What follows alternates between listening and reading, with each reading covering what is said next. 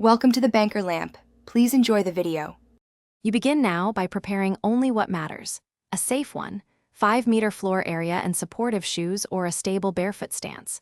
Once done, set a 10 to 20-minute timer to keep focus. Make sure to have water and 1 or 2 light weights nearby. Start with 3 movements, a squat, a push-like hinge, and a core brace, and do 1 slow practice rep each to feel range. This gets you moving and reduces decision fatigue. Once you have the basics, build a short circuit of 3 rounds using 30 to 45 seconds of work and 15 to 30 seconds of rest. This balances effort and recovery. Make sure to prioritize form. Knees should track toes, your spine stays neutral, and you breathe rhythmically, exhale on effort.